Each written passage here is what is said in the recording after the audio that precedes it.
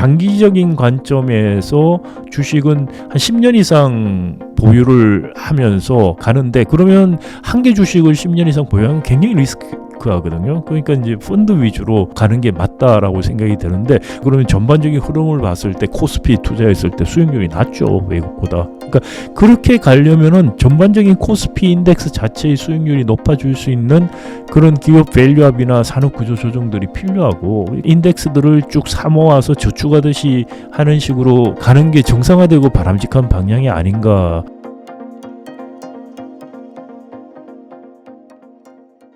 사실 앞서 말씀해 주신 것처럼 지금 한국이 약간 정치적 불확실성에 좀 휩싸여 있는데요. 이럴수록 좀 외국 투자자들이 좀 자금을 유출할 가능성도 있는 것 같고, 또 실제 이게 한국 금융시장에 영향을 좀 미치고 있는 것 같은데요. 어떻게 보시나요? 당연히 뭐 정치적 불확실성이라는 게 외국인 투자자들 입장에서는 굉장히 싫어하는 것이죠. 그럼에도 불구하고 지금 탄핵 국면 이 조기에 정상화되고 하면은 단기적으로 약간 있었던 그런 불확실성이라는 게 장기적인 관점에서의 작은 흐름이나 투자에 큰 영향은 안 줄 거라고 생각이 됩니다. 다만 이게 헌법재판소 결과에 대해서 불복이 일어난다라든지 그러면서 전국 불안전이 굉장히 오래 간다. 그런 이제 굉장히 나쁜 영향을 미칠 가능성이 있는데, 지금 문은 엎어졌어요. 반 헌법적인 셀프 쿠데타를 일으킨 거죠, 대통령이. 그래서 좀 불확실성을 만들어서 물이 쏟아졌는데, 그 쏟아진 물을 얼마나 빨리 잘 정리하느냐의 문제고, 근데 우리가 신속하게 정리를 잘 하면은 지금 말씀하신 그런 불확실성에 의한 외국 투자자들의 문제, 이런 것들은 크게 우려할 문제는 아닐 것이다. 물론 이제 신속하게 정리를 못하면은 이게 장기적으로 큰 문제가 될 수는 있겠죠. 사실 최근 몇 년간 국내 이제 주식 시장에 실망을 하고 해외 주식으로 이제 발길을 돌리신 분들이 많습니다. 또 외국 투자자분들도 이제 대거 한국에서 돈을 가지고 가는 경우들이 많이 있는데요. 원인은 어디에 있다고 보시나요? 저는 그게 두 가지라고 생각합니다. 하나는 흔히 이제 코리아 디스카운트라고 이야기하는 우리 기업의 소유 지배 구조 개선이 안 일어나는 거. 그러니까 일어날 것이라고 기대했는데 계속해서 실망을 한 외국인 투자자들이 발을 빼고 있다라는 게 하나 있고요. 그다음에 더 큰 문제는 한국 경제에 대한 전망이 밝지가 않다는 거예요. 지금 1, 2부에서 제가 계속 말씀드린 것처럼 주력 산업들 거의 다 지금 앞이 좋지 않아요. 그렇지만 새로운 어떤 눈에 띄는 산업이나 기업들이 잘 안 보인다는 거죠. 그 두 가지 때문에 사실은 주식시장도 굉장히 지금 안 좋고, 그리고 당연히 외국인 투자자들도 한국 시장을 자꾸 외면하고, 뭐 국내 투자자들도 이른바 서학개미 이러면서 외국으로 지금 발길을 옮기고 하는 이유, 두 가지다 크게 그렇게 생각이 됩니다. 그래도 좀 다행스러운 거는 올 초에 지금 국내 주식시장 분위기는 좀 나쁘지 않은 것 같은데요. 올해는 국내 주식시장을 좀 기대해봐도 괜찮을까요? 일단은 작년에 너무 주식시장이 사실 많이 떨어졌어요. 그러니까 작년에 전 세계적으로 주식시장들이 굉장히 좋았죠. 근데 우리 코스피 같은 경우는 마이너스 성장을 작년에 했고, 근데 그 제일 컸던 이유가 사실 삼성전자 때문에 볼 수 있어요. 한 7월부터 해서 계속해서 삼성전자 한 30% 빠졌고요. 뭐 삼성전자가 그 전에 국내 시가총액 거의 한 25%까지 차지했다가 지금 한 16%로 쫄아들었죠. 그 정도로 이제 삼성전자 쇼크였다라는 생각이 들고요. 그럼에도 불구하고 PBR 같은 경우에 지나치게 낮아진 거죠. 우리가 원래 뭐 PBR 자체가 낮았어요. 다른 주요 국가들에 비해서 또는 신흥국가에 비해서도 굉장히 저평가돼 있다. 그래서 한국 주식이 굉장히 저평가돼 있다. 코리아 디스카운트가 있기 때문에 이런 그 코리아 디스카운트를 해결할 수 있는 소유 지배 구조 개혁들이 일어나면은 주가가 상당히 올라갈 수 있다는 기대들을 많이 하고 있었어요.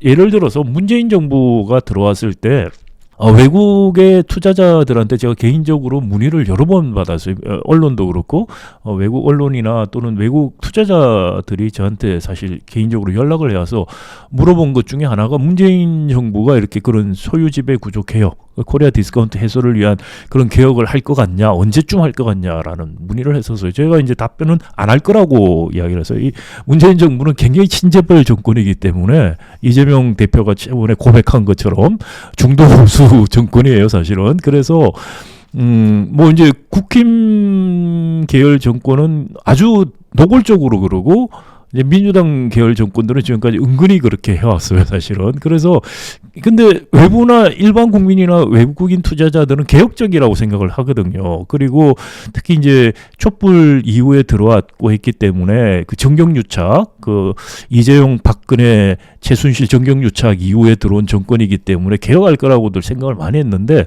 뭐 사실 저 내막을 제가 잘 알고 있었기 때문에 개혁할 가능성 거의 없다고 저는 생각을 했고 그렇게 말을 했어요. 두고 보자 그렇지만 안 할 것 같다 그렇게 말을 했는데 그 문재인 정부 내내 그렇게 총선 때 압승하고 나서 할 것 같냐 또 문의 오고 그렇게 했어요. 근데 이번 정권 들어와서 기업 밸류업 한다 그러니까 또 문의를 저한테 해오더라고요. 어떻게 할 것 같냐. 기업 밸류업 일본에서 한 거 핵심은 다 빼고 그냥 저기 무슨 저기 어떻게 할까요? 뭐 무슨 그것까지들만 갖고 와서 할 거고 그래서 기업 밸류업 안 될 거다. 그렇게 저 이야기를 또 작년에 했었던 기억이 납니다. 그래서 기본적으로 이런 우리가 저평가돼 있는 것만 정상화되더라도 사실은 주가가 지금보다 한 50% 이상 올라가야 돼요. 거기에다가 향후에 우리 한국 경제가 역동성이 있고 새로운 계속해서 투자할 만한 기업들이 나오는 환경으로 간다. 그러면 주가 훨씬 올라갈 것이다. 그러면 지금 GDP 대비 시가총액 타이완하고 우리하고 비교하면 타이완이 우리 2배다 이야기를 하거든요. 그래서 제가 최근에 코스피 5천 시대를 위한 기업 밸류업이라는 책을 썼는데 그 책에서 이제 쓴 내용이 주로 그런 내용인 겁니다. 그러니까 소유지배 구조 개선을 통해서 코리아 디스카운트 개선하고 그리고 이제 새로운 성장 동력 산업들이 나올 수 있는 그런 환경으로 제도적인 개선이 이루어지면은 그러면 사실 2배 갈 수도 있다라는 거죠. 그런 잠재력은 있고 그런 정책들이 있다면 앞으로 좋아질 수 있는데 문제는 지금같이 계속 가면은 뭐 상법 개정 하나 가지고도 지금 난리잖아요.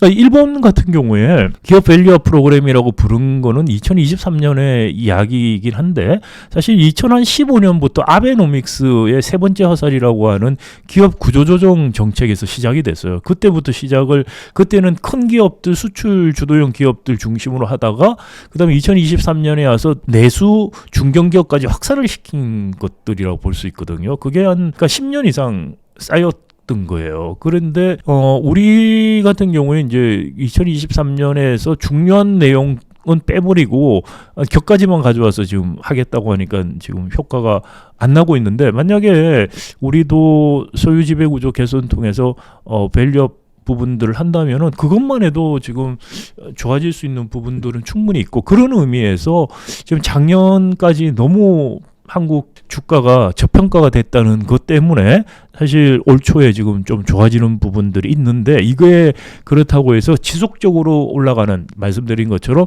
본격적으로 기업 밸류업 프로그램 같은 것들이 되느냐 아니면은 경제 구조 개혁을 통해서 한국 경제에 대한 희망들 미래 성장 가능성들에 대한 긍정적인 전망들이 들어오느냐 이런 것들 두 가지가 있어야만 지속 가능하게 올라갈 것이다. 그래서 지금은 지나친 저평가에 대한 바운스백 정도라고 생각이 되고 저 좀 상권 문제 말씀드리다가 조금 말이 많이 나갔는데 일본이 기업 밸류업을 할 때 상법 그러면 개정 왜 안 했느냐 뭐 이렇게 생각하실 수도 있어요.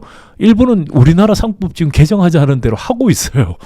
그러니까 한국 상법이 일본 거 뺏겼죠 사실은. 그런데 해석을 일본은 주주의 총이익으로 해요. 법원이 해석을 그렇게 하고 있고 그리고 실제로 정부의 가이드라인도 다 그렇게 나와요. 그러니까 지금 우리는 법원이 해석을 그렇게 안 하면서 문제가 생긴 거예요. 그 삼성 에버랜드 전환 사채 때 대법원에서 너무나 어처구니 없는 기업하고 주주 이익이 별개라고 해석을 해버렸어요. 자본주의 국가에서 상상할 수 없는 해석을 했는데 그 잘못된 해석 때문에 지금 문제가 생긴 거예요, 기본적으로. 근데 그거를 입법적으로 바꿀 수밖에 없어서 법을 바꾸자고 한 건데 상법 개정하면은 뭐 코리아 디스카운트 해소될 거라고 생각하시는 분들은 그건 착각이다라는 말을 제가 꼭 드리고 싶습니다. 상법 개정 기본이에요. 일본이 지금 우리 개정하려고 하는 상법이 없어서 기업 밸류업 프로그램을 한 게 아니라는 거예요. 일본의 소유지배 구조가 미국하고 다르기 때문에 미국식인 제도만 가지고서 안 되고 그래서 소유지배 구조를 바꾸는 일본은 계열이라는 게 2차 세계대전 이후에 형성이 되면서 상호 출자를 통해서 서로 백기사 역할을 하면서 경영 참모를 한 거예요. 그래서 이 경영 참모화된 상호 출자를 해소하는 게 제일 큰 일본의 아베노믹스부터 시작해서 기업 밸류업의 가장 핵심적인 거예요. 그 다음에 두 번째는 상호 출자를 통해서 경영 참모를 하고 나니까 일본은 이사들이 다 사내이사예요. 평생 직장 이래서 취업해서 들어간 사람들이 승진해서 이사도 굉장히 숫자도 많고요. 사내이사니까 미국같이 이사가 뭐 경영진을 뭐 견제하고 이런 게 없어요. 그래서 일본 기업 밸류업 프로그램 아베의 그 세 번째 하살부터 시작해서 지금 일본 도쿄 거래소에서 하는 기업 밸류업의 핵심 두 가지가 뭐냐면 하나는 상호 출자를 해소시키는 거예요. 상호 출자가 경영상 이유가 없으면 해소하라는 게 기본적인 거예요. 그 다음 두 번째는 뭐냐면 사내이사 말고 사회이사를 도입하라는 거예요. 처음엔 2명 하라 최소한, 그리고 지금은 최소한 3분의 1 이상 하라 뭐 이런 식으로 점점 바뀌는 거죠. 그 두 가지가 그 일본의 소유 지배 구조라는 계열 체계에서 계열 체계의 와해, 그리고 나아가서 사내이사 중심의 이사제도 바꾸는 거가 두 개가 핵심적인 것이고, 이렇게 함으로써 일본의 소유 지배 구조가 훨씬 더 주주자본주의화 시키는 게 기본적인 일본의 기업 밸류업 프로그램이나 일본의 아베노믹스가 추구했던 것이라는 거죠. 근데 우리는 소유 지배 구조가 재벌이라는 소유 지배 구조예요. 재벌 소유 지배 구조는 계열보다 훨씬 더 열악한 소유 지배 구조고, 그렇기 때문에 여기서 온갖 그 주주 자본주의와 배치되는 일들이 일어나죠. 그 일부가 상법 개정을 통해서 어느 정도 견제가 되는데, 상법 개정한다고 일어나고 있는 뭐 사익 편취, 우리 흔히 말하는 총수일과 뭐 일감 몰아주기, 계열사 간 M&A 통해서 사익 편취하는 거, 또 총수가 보수 임원으로서 보수 같은 거를 지나치게 많이 받는 거라든지, 또는 상표권 같은 것들 이런 문제라든지, 수많은 사익 편취 유형들이 한국에서 백화점처럼 다 일어나요. 어떻게 보면은 사익 편취 교과서 같은 일이 일어나고 있어요. 그런 것들을 상법 개정만 해서 해소하느냐? 절대로 안 돼요. 그러니까 그 해소할 수 있는 소유지배 구조 개선들이 일어나야만 진정한 의미에서 밸류업들이 일어날 수 있다. 그것만 돼도 사실 뭐 지금 저평가돼서 평균적인 선진국이나 아시아 태평양 지역의 평균적인 수준까지만 가도 주가는 상당히 올라갈 수 있는 여지는 있는 것이죠. 기업 밸류업에 대해서 되게 좋은 말씀을 해주셨는데, 혹시 그렇다면 올해 이제 한국 증시에서 투자자들이 투자를 하면서 가장 신경 써야 될 리스크가 있다면 또 어떤 게 있다고 보시나요? 그래서 이제 기본적인 리스크는 말씀드린 것처럼 지금 여러 가지 대외적인 트럼프 경제 정책, 관세, 환율 이런 데서 올 수 있는 리스크 같은 것들이 있고요. 그다음에 대내적으로도 말씀드린 것처럼 지금 이런 밸류업 같은 것들 좀 제대로 될 수 있는가라는 부분들, 이런 것들, 그다음에 경제 구조적인 개혁들 같은 게 시작이 돼서 좋은 시그널을 줄 수 있느냐, 뭐 이런 것들이 이제 굉장히 사실 중요하다고 생각이 됩니다. 뭐 산업적으로 아까 뭐 좀 좋을 수 있는 산업, 아닌 산업들 같은 것들은 또 나눠지긴 하는데, 큰 흐름을 봤을 때는 지금 대외적인 요인들 그리고 대내적인 요인 두 가지, 이 세 가지 요인이 주식 향방을 결정하지 않을까라는 생각이 듭니다. 교수님이 쓰신 코스피 5000 시대를 위한 기업 밸류업이라는 이런 책은 어떤 분들이 좀 읽으면 도움이 많이 될까요? 그래서 한국 사실은 이게 주식 투자하시는 분들도 읽었으면 좋겠고요. 근데 이제 어떻게 보면 주식을 이건 뭘 투자라는 거 이거 보면 나오느냐 그런 건 아닙니다. 근데 말씀드린 것처럼 이게 종목별로 해서 큰 흐름이 있잖아요. 주식이 쭉 올라가거나 내려가는 흐름들이 아니고 그 흐름 안에서도 이제 뭐 돈을 투자해서 따기도 하고 잃기도 하고 이런 일들이 있는데, 그러니까 단타 위주로 이렇게 생각을 해서 하시는데 도움이 되는 책은 아닙니다. 그런 건 아니고 큰 장기적인 흐름에서 말씀드린 것처럼 밸류업 하기 위해서 두 가지 개혁들이 필요하다는 거, 그거를 이제 주로 쓴 책이고요. 또 하나는 이제 우리 주식 투자가 너무나 단타 위주로 지금 많이들 하고 계시는데, 미국이나 뭐 일본, 유럽에서 개인 투자자들이 이렇게 단타 위주로 투자를 활발하게 하는 나라는 거의 없어요. 사실은 거의 우리가 예외적으로 하고 있거든요. 근데 2020년 그 코로나 때부터 사실 개인 투자자들이 주식시장에 굉장히 많이 들어왔습니다. 한 3배 정도 늘었다고 생각을 하는데, 근데 그 들어와서 개인 투자자들이 단타 위주의 투자를 해서 성과를 한번 평가를 한 보고서가 자본시장연구원에서 나온 것이 있는데 외국도 개인 투자자들이 사실 해서 이렇게 S&P 500이라든지 이런 장기적인 투자하는 인덱스하고 비교해서 더 잘하는 경우 거의 없어요. 단기적으로 돈을 좀 번 것 같아도 장기적으로 봐서는 그런 S&P 500 같은 거를 아웃퍼포밍 하는 경우는 거의 없고 우리는 훨씬 더 개인 투자들이 손해를 많이 봤다는 게 나와요. 그게 이제 왜 그러면 그러느냐. 개인 투자자들 같은 경우에 거래를 너무 빈번하게 한다. 단타 치는 거죠. 거래를 빈번히 하면서 어떤 바이어스들이 생기냐 하면은 돈을 좀 딸 때는 빨리 팔고 그 다음에 이제 돈 잃으면은 그냥 안 팔고 있다가 나중에 이제 손절하면서 굉장히 손해를 보고 그런 일들이 벌어지는 거죠. 그래서 사실 이게 주식을 단타를 한다는 거는 사실은 바람직한 건 저는 아니라고 생각을 해요. 그래서 장기적인 관점에서 주식은 한 10년 이상 보유를 하면서 가는데 그러면 한 개 주식을 10년 이상 보유하면 굉장히 리스크하거든요. 그러니까 이제 펀드 위주로 가는 게 맞다라고 생각이 드는데 우리는 그런데 그러면 전반적인 흐름을 봤을 때 코스피 투자했을 때 수익률이 낮죠. 외국보다. 그러니까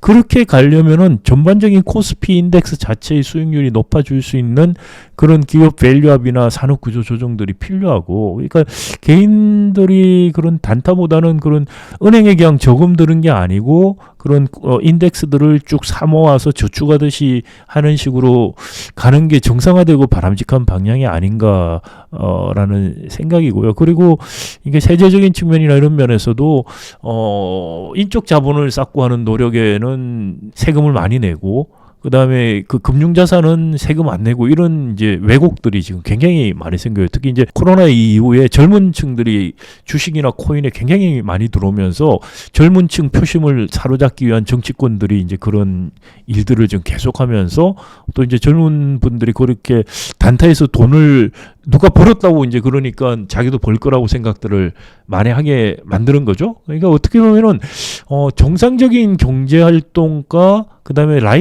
경제적인 라이프 사이클에 대한 불확실성이 너무 크다 보니까 지금 한미천 잡자는 심리들을 굉장히 부추기는 거예요. 그래서 이거는 사실 어떻게 보면은 우리가 경제 생애에 대한 사회적인 이런 예측 가능성이 너무 낮아져서 그렇다는 거고요. 이런 예측 가능성을 높이는 정책들이 필요해요. 그러면서 이게 주식이라는 게 장기적인 펀드 위주의 투자를 통해서 사람들이 노후를 대비하는 그런 하나의 수단으로 가고 그래야지 사실 자본시장이 발전을 할 수가 있는 거죠. 그런 식으로 가는 게 사실 맞고 그래야지 사실 코스피 자체도 더 올라가면서 같이 가는 거죠. 지금 단기적인 주식 투자 전략이 아니고 장기적인 관점에서 봤을 때 한국 경제라든지 개인의 그 자산 포트폴리오 매니지먼트 같은 것들 어떻게 바뀌어야 되고 그러기 위해서 무엇이 필요한가. 근데 그런데 좀 더 관심을 가졌으면 좋겠다는 생각이에요. 이게 큰 흐름이 좋아져야지 다 잘 사는 것이지 큰 흐름 나쁜데 나만 잘 살 수 있다고 생각하는 거 그거는 그냥 도박해서 돈 딸 수 있다고 생각하는 거고 거의 비슷한 거 아니냐는 생각입니다. 사실 트럼프 당선 이후에 좀 많은 사람들에게 주목받는 자산 중에 하나가 또 비트코인인데요. 또 디지털 금이라고도 하고 이게 화폐 가치 하락을 방어해주는 자산이다. 뭐 이런 이야기들도 있습니다. 교수님은 비트코인은 또 어떻게 보시나요?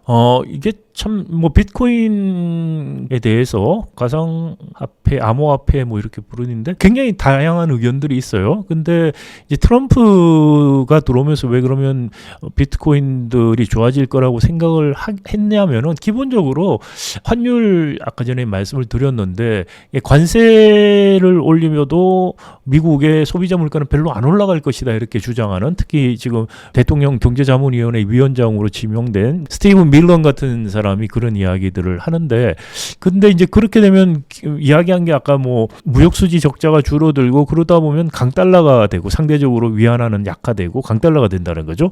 그런 이야기를 하는데 강달러가 되면 또 어떤 문제가 생기냐. 강달러가 되니까 미국 제조업 경쟁력이 또 없어진다고 생각을 하는 거예요. 그러니까 강달러 달러는 그러면 또 안 되겠네? 그러면 어떻게 할 것이냐? 이게 달러를 약화시키려면은 달러가 왜 그러면 이렇게 강달러가 되느냐라고 생각을 하면은 미국 달러가 어떻게 보면 전 세계의 근본이제가 없어지면서 사실 미국이 금태한 대신에 달러가 그 역할을 지금 하고 있죠. 어떻게 보면 전 세계적으로 보면 달러 자체, 미국 자체가 발권력이 있는 나라예요. 유일한 사실 발권력이 있는 나라로 볼 수 있어요. 기축통화라는 거죠. 기축통화 정의에 의해서 뭐 엔화니 뭐 유로 이런데 사실상 기축통화 역할을 하는 나라는 달러밖에 없어요, 사실. 그래서 그 엄청난 발권력을 통해서 달러를 공급을 하는데, 그러니까 달러가 교역에도 쓰이지만 또 하나는 뭐냐면은 나라들이 비축을 하게 되죠. 그러니까 거래를 하고 또 자기들 통화 가치 문제들 같은 것 때문에 비축들을 하고 하는데, 그러다 보니까 달러에 대한 수요가 굉장히 많아지고, 그러니까 강달러를 만든다고 생각을 하는 거예요. 그래서 달러를 강달러로 안 맞추려고 하면은 두 가지를 지금 하려고 하는 거죠. 하나는 뭐냐면은 각국에서 갖고 있는 채권을, 미국 국채들을 지금 무기한 아주 초장기 국채로 바꿔라고 압력을 넣겠다는 거예요. 그래서 그러면 이제 달러 유통해서 달러들이 점점 빠져나가고 안정적으로 이제 그 뿌려도 유통해서 빠져나가서 이제 공급을 늘려도 된다는 생각을 하는 거고, 또 하나가 뭐냐면은 달러 외에 지불 수단으로서 아까 전에 금 말씀하셨는데, 그러니까 예비 수단으로 가질 수 있는 그런 걸로 이제 비트코인 같은 걸 생각하는 거예요. 그러면 이게 기본 아이디어가 뭐냐, 강달러를 막을 수 있는 하나의 대체적인 수단으로 비트코인을 생각을 하고 있는데, 그것을 근데 뭐 지금 말씀드린 것처럼 이게 사실 좀 엄밀하게 말하면 이론, 경제학 이론하고 상충되는 게 굉장히 많은 걸 시도하고 있어요. 앞뒤가 안 맞는 걸 하는데, 기본 앞뒤가 안 된다고 하면은 기본적으로 말하는 게 힘으로 눌러서 하겠다는 거예요. 지금 기본 아이디어가 이게 지속 가능하지 않을 거예요. 왜냐하면 미국이 힘을 누른다는 건 그만큼 영향력이 있는데, 스스로 영향력을 없애는 정책을 쓰면서 누를 수 있다고 생각하거든요. 지금은 누를 수 있는 근데 이렇게 가면 지속 가능하게 안 눌러질 수가 있어요. 그래서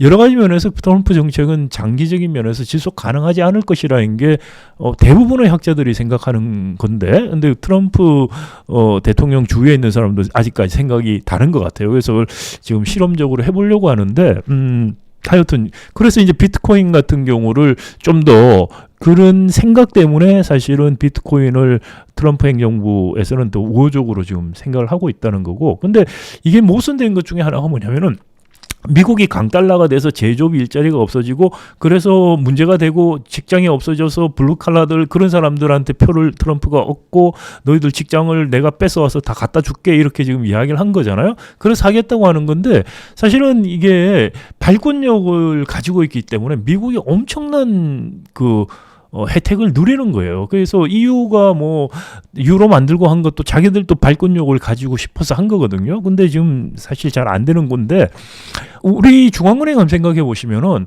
원화를 많이 찍어내서 인플레이션을 일으키게 되면은, 그렇게 되면 어떻게 되냐면은 텍싱하는 거하고 똑같아요. 그러니까 우리가 세금을 정부가 진짜 재정으로 이렇게 거둬들이는 것도 있고, 또 하나의 간접적 세금을 거둬들이는 것이 인플레이션을 일으키는 거예요. 그러니까 통화를 찍어서. 근데 미국 입장에서는 발권력을 갖고 있기 때문에 전 세계적으로 볼 때 미국은 그냥 돈을 찍어서, 부채가 굉장히 많아서 딴 나라 같으면 이 부채는 지속 가능해서 국가 부도가 와야 되는데도 부도가 안 나오는 발권력이 있기 때문에 그런 거예요. 물론 이게 이제 너무 남용을 하게 되면은 미국도 이제 그 발권력을 가지는 지위가 흔들릴 수가 있죠. 근데 하여튼 그 발권력을 이용해서 돈을 찍어서 자기들이 엄청난 실물들을 그냥 가져오는 거예요. 그래서 발권력으로 엄청난 혜택을 보고 있는데, 그 부작용이 아까 강달러부터 시작해서 이래서 제조업 문제 이런 걸 하니까 발권력 자체를 스스로 없애겠다는 이야기를 하고 있어요. 근데 그게 실제로 없어지기 시작했을 때 미국 경제에 미치는 부작용 내지는 자기들이 갖고 있었던 그 많은 사실 공짜로 가져가는, 그냥 달러 찍어서 공짜로 물건 가져가는 그런 혜택들이 없어지는 거거든요. 그러니까 그런 부분들에 대해서 사실 극단적으로 트럼프가 지금 말하는 식의 정책들이 실행될 가능성이 그래서 대부분이 없지 않을까라는 생각을 하고 있고, 만약에 실행된다면 굉장히 큰 혼란들이 올 수가 있을 것이다. 그런 차원에서 비트코인도 굉장히 불확실하다는 거죠. 트럼프가 그렇게 말을 했음에도 불구하고 이런 식으로 쭉 생각을 해보면은 과연 그런 법정 화폐 같은 달러 같은 지위를 가질 수 있을 것인가. 그런 거를 허용하는 게 미국이 어느 순간에 자기들 국익에 부합되지 않는다고 판단을 하게 되면 어떻게 될 것인가. 그런 불확실성들이 여전히 있다는 것이죠. 오늘 정말 좋은 말씀 많이 해주셨는데 교수님 그 개인적으로 유튜브를 또 지금 운영하고 계신다고 들었습니다. 네, 제가 박상인의 경제 브릿지라고 해서 한 2년 아직 조금 안 됐는데요. 일주일에 한 편 정도 동영상 올리고 있습니다.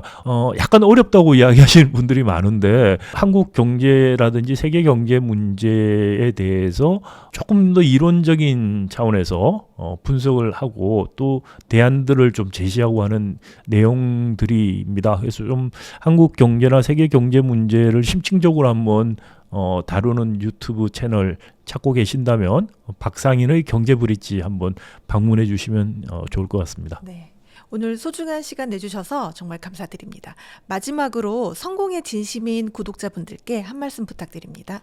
네, 각자 도생해서 성공할 수 있다는 생각 버려야 된다고 저는 생각합니다. 우리가 사회로 전체적인 그 트렌드가 좋아지면 누구나 다 좋아질 수 있어요. 거기서 더 내가 잘하겠다라는 생각을 하는 건 좋습니다만은 트렌드나 전체적인 사회적인 거하고 상관없이 나 혼자 잘할 수 있다라고 생각하는 거 그건 같이 망하는 길일 수 있다. 그래서 재테크나 이런 데 관심이 있으시면 보다 근본적인 경제 문제들에 관심을 가지셔야 된다는 말씀 꼭 드리고 싶습니다. 네, 오늘 감사드립니다. 네, 감사합니다.